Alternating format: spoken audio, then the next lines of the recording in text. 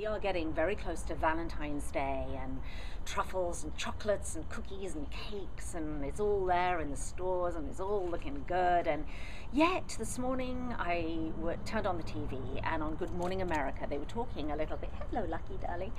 Little dog. I'm going to say hello to him again. He always comes and joins me for my vlogs. Yes, I love you. So, Good Morning America. They were talking about sugar addiction.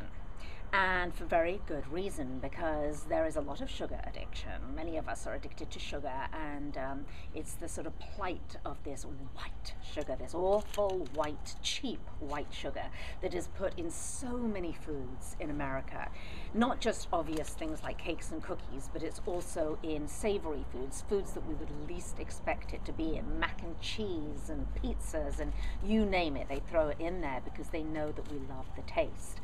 So why do we like the taste? Well, we evolved to like the taste because our hunter-gatherer ancestors ran around in their fur outfits, and they needed to eat this sweet. They needed to have that sugar because they needed it for energy.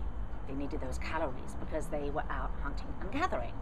And so we evolved, quite rightly so, this taste for sweet so that we'd get enough of that energy. But fast forward to 2011, and we're not hunting and gathering anymore, and we sit for hours in front of a screen all day, so whatever sweet calories we're putting in, we're really not burning them off. That's problem number one, but we still have this liking for sweet. Problem number two is most of the sweet that we get is in the form of this really unhealthy white sugar, and not lovely fresh berries that the guy in the fur skirt was eating. So white sugar, major problem. But we still love our treats. Now, that also leads me to this issue of diets. Now, I'm a great one for a diet that allows me to have what I like and love, because I believe if I have a diet, if I'm given a diet that says, Sophie, you cannot eat sugar, you cannot eat wheat, let's just, which I know I feel better when I cut down on, but if I'm told that I cannot, the first thing I'll think about, by the way, is a bowl of pasta, and then chocolate, and then sweets, and I kind of can't stop thinking about it. And I'll white knuckle it and be like, okay, I'm not going to today, I'm not going to, and I'm going to eat this instead. And I'll maybe manage to do that for a few weeks, but eventually I'll cave in and eat some enormous bowl of pasta at a restaurant or a big cookie, and I'll feel that I've failed, and I've set myself up to fail, because eventually I'm going to do that.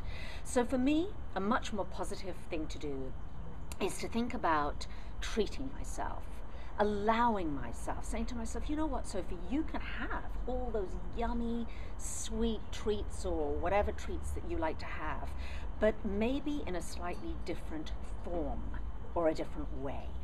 And truly, it's all about the quality of the ingredient. There's white, empty calorie sugar that spikes your blood sugar, leaves you feeling awful, or there are different kinds of sugars and sweeteners that you can use that won't spike your sugar so much, and actually you'll feel absolutely great after eating them. And that's what I want to talk about today. So I have a few of these are my favorite sweeteners that I have in front of me, and this is what I use for baking and putting on pancakes and pretty much everything. For the most part, I don't use any kind of sugar, fructose, sucrose, honey, maple syrup, whatever. This is what I bake with. First thing is stevia. Most of you will have heard about it. It comes from a plant, and it is very sweet. I mean, it is super sweet, so you need a tiny little bit. It's a little bit too sweet for me to use in baking. It has a slight aftertaste, but I think it's great if you're used to having sugar in your tea or coffee. Fantastic. I also use it in lemonade, and I also use it in my homemade toothpaste, if any of you have ever tried that before. It's fantastic for that. Second is brown rice syrup. I love brown rice syrup. It's not nearly as sweet. It doesn't have that sweet kick, which actually I've developed a taste for really not liking. It has a much subtler sweetness to it. It's a thick, nutty, malty syrup. This is Lundberg Family Farms. It's a family farm in California that makes this, but you can buy it all over the country. And I love to use it in baking in place of any kind of other kind of sugar. And this is my family's go-to sweetener, as I said before, for our morning pancakes.